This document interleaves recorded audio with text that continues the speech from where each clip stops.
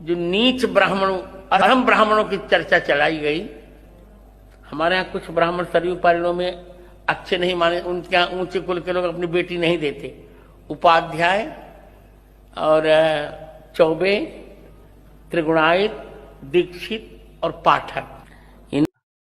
इस वक्तव्य से मुझे ऐसा लगने लगा है, आभास मिल रहा है कि आपकी प्रज्ञा विकलांग होती जा रही है। एक सन्यासी ये कहे कि ब्राह्मण में भी ये जो है ना ऊंच नीच है, तो बाकी जातियों को हम कैसे साथ में लेकर चल सकते हैं। साथियों नमस्कार, मैं रामकिरण पांडे और आप देख रहे हैं दराज टलेबन। साथियों, आज हम हैं सुल्तानपुर के कूड़ेभार क्षेत्र में और मामला क्या है उस पर हम आपको ले चलना चाहेंगे।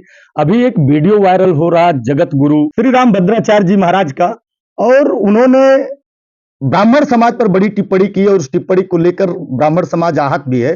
टिप्पणी क्या है कि उन्होंने कहा उपाध्याय, चौबे, त्रिगुणायत, पाठक और दीक्षित ये नीच होते हैं, अधम होते हैं। लोग इनको अपनी बेटियां नहीं देते या उनके यहाँ की बेटियां नहीं लाते। कि जो वीडियो है हमने उसको खंगाला तो उस पर लोग उन पर टिप्पणियां भी कस रहे हैं। और ऐसे में हमारे साथ बैठे हैं राम दुलार पाठक जी, जो वरिष्ठ समाज सेवी हैं, पूर्व डीएफओ भी रहे हैं और एक कद है सुल्तानपुर में ब्राह्मण समाज में। गरीब हैं, असहाय हैं, उनके साथ सदैव खड़े रहते हैं, चाहे वो ब्राह्मण समाज का हो चाहे वो किसी भी समाज का हो। ऐसे में आज इनके पास आए हैं और ये पाठक भी है और जिन पर टिप्पणी की गई कहीं न कहीं इनकी भी आत्मा आहत हुई होगी। इसी को लेकर हम चर्चा करेंगे कि क्या ये टिप्पणी ऐसे महान संत जो संत की पदवी धारण कर रखा है और वो कहे कि मैं ब्राह्मण हूं, सरजू पारे हूं और मैं उच्च कोटि का हूं, तो पहले वो ये जानना चाहूंगा कि वो ब्राह्मण है या संत हैं, संत है या फिर वो सरजू पारी अपने को जो उत्तम बनाते हैं, बाकी और लोग जो हैं वो नीच हैं। ये सारी चीजों पर चर्चा करेंगे। तो पहले मैं आरडी पाठक जी का बहुत बहुत स्वागत करूंगा अपने चैनल में, और मैं जानना चाहूंगा कि इस तरीके से जो राम भद्राचार्य जी महाराज का बयान आया है, उनकी कमेंट सामने भी देखिए, कहीं न कहीं बड़े लोग उलूल जुलूल बातें कर रहे हैं। क्या लगता है कि समाज बना रहे वो ये समाज बांट रहे हैं? मैं स्वामी राम भद्राचार्य जी के चरणों में वंदन करते हुए मैं ऋषि शिरोमणि भारद्वाज गोत्रीय सरयू पारीण ब्राह्मण राम दुलार पाठक स्वामी राम भद्राचार्य के चरणों में वंदन करते हुए अपनी बात मैं कहना चाहता हूँ। हम बचपन से ये सुनते आए हैं, हमारे पितामह, हमारे पिता, हमारे माता और जो आसपास के बुजुर्ग और जो हमारे समाज में हमारा परिवेश है, उससे हमने यही सीख लिया है कि संत की कोई जाति नहीं होती है, सन्यासी की कोई जाति नहीं होती है।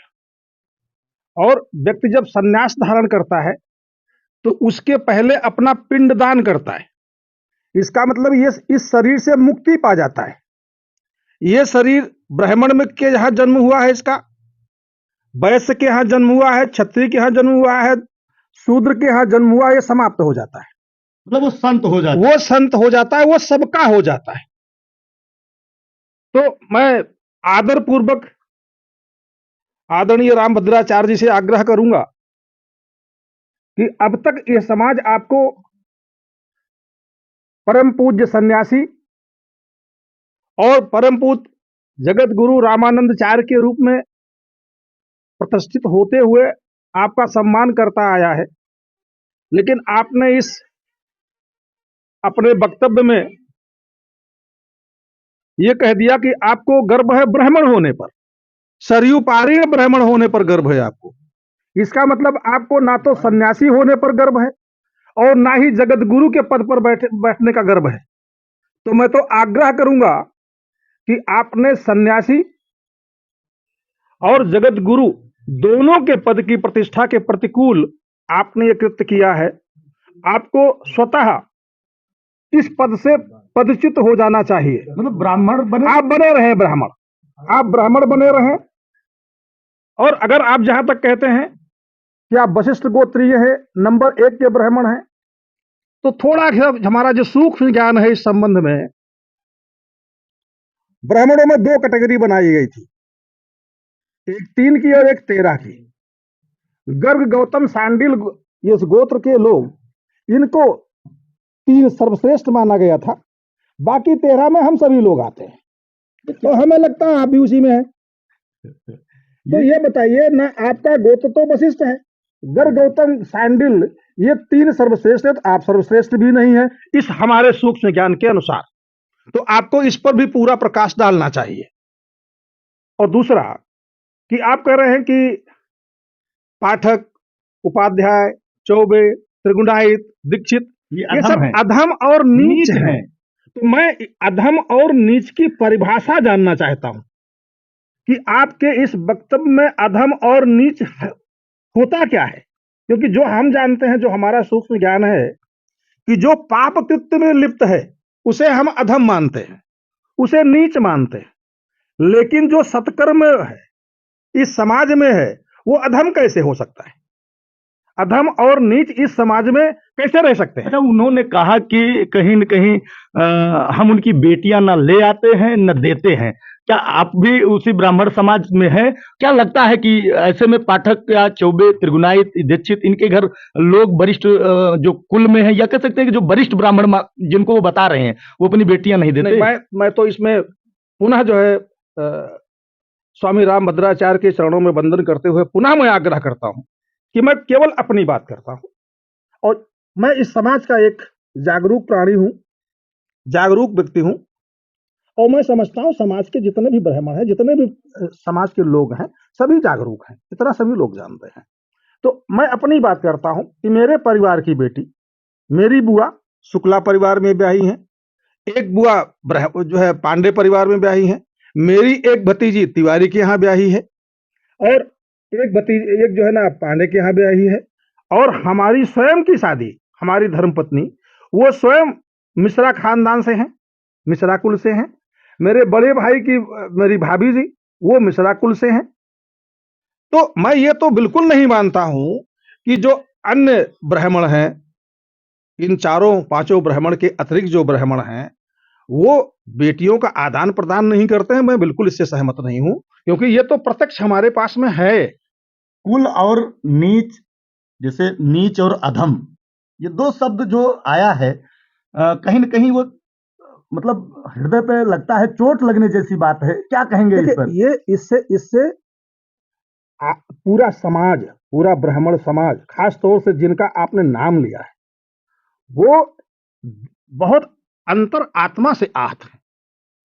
और हम इन चारों पांचों ब्राह्मणों के बारे में आपकी जो ये टिप्पणी है, मुझे क्षमा करिएगा, ईश्वर क्षमा करे और आप भी क्षमा करें, कि आप दृष्टिहीन होते हुए भी आपका इतना बड़ा सम्मान और इतना ज्ञान, आपके ज्ञान का सम्मान है इस पूरे समाज में, कि आप जगत गुरु के पद पर आसीन हैं। बिल्कुल। मुझे ऐसा लगता है कि अब इस वक्तव्य से मुझे ऐसा लगने लगा है, आभास मिल रहा है कि आपकी प्रज्ञा विकलांग होती जा रही है, जो हमारे पूरे समाज के लिए बड़ा खतरनाक है। तो मैं तो आग्रह करूंगा कि इस प्रज्ञा को धार दीजिए दोबारा, और इस समाज को का मार्गदर्शन करिए। अच्छा, ऐसा नहीं लग रहा कि ब्राह्मण को कहीं आप जैसे 4-5 कैटेगरियां उन्होंने बताई, 4-5 उपजातियों को बताया कि नीच है, अधम, ऐसे नहीं लगता कि ब्राह्मण समाज बट रहा है?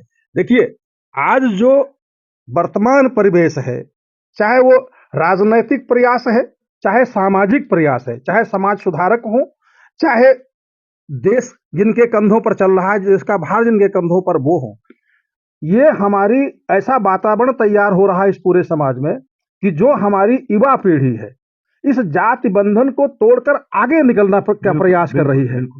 और वहीं पर एक जगत गुरु के पद पर आसीन एक सन्यासी ये कहे कि ब्राह्मण में भी ये जो है ना ऊंच नीच है, तो बाकी जातियों को हम कैसे साथ में लेकर चल सकते हैं? तो ये वक्तव्य निहायत निंदनीय ही नहीं, इसमें तो मैं आग्रह करूंगा जगत गुरु रामभद्राचार्य जी से कि आप इस पूरे सर्व समाज से क्षमा मांगे।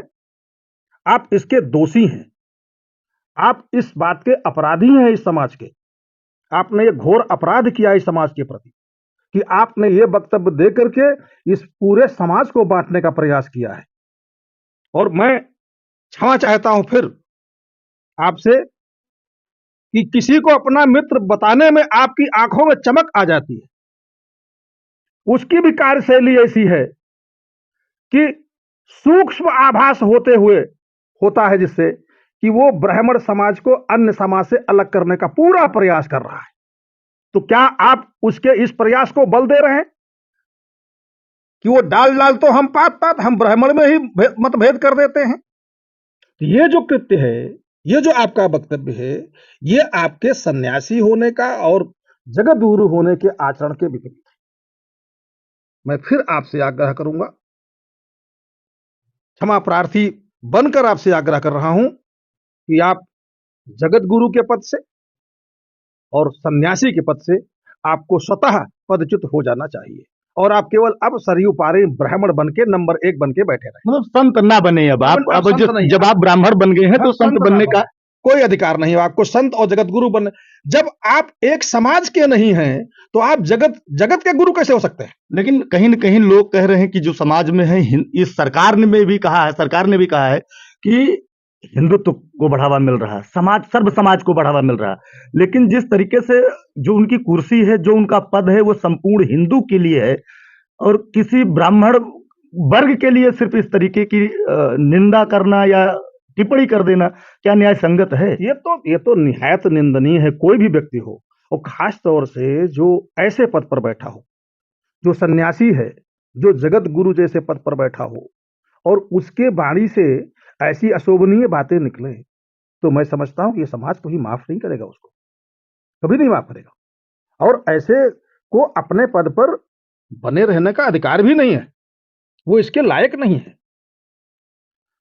क्या कहना चाहेंगे ऐसे में ब्राह्मण समाज को क्या कहना मैं चाहेंगे? पूरे ब्राह्मण समाज को क्या, मैं पूरे समाज से ये निवेदन करना चाहूंगा कि देखिए, अपने कर्म के अनुसार, वर्ण के अनुसार ये विभाजन है, ब्राह्मण, क्षत्रिय, वैश्य और शूद्र, सब अपना अपने व्यवसाय में अपने अपने हिसाब से अपने ज्ञान के अनुसार लगे हुए। ब्राह्मण सबसे ज्ञानी था, इसलिए सर्वश्रेष्ठ माना गया।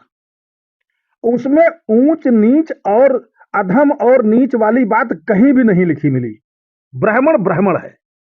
तो इसमें मैं चाहता हूं, पूरे समाज से मेरा अनुरोध है कि जो आज हमारी युवा पीढ़ी और हमारे सब जो नीति नियंता हैं, समाज सुधारक हैं, राजनीतिज्ञ हैं, और हमारी युवा पीढ़ी जो ये प्रयास कर रही कि इस जान बंधन से थोड़ा आगे निकला जाए, हम में एकता हो, समाज एक हो, समरसता आए, हम सब उस तरफ बढ़ें।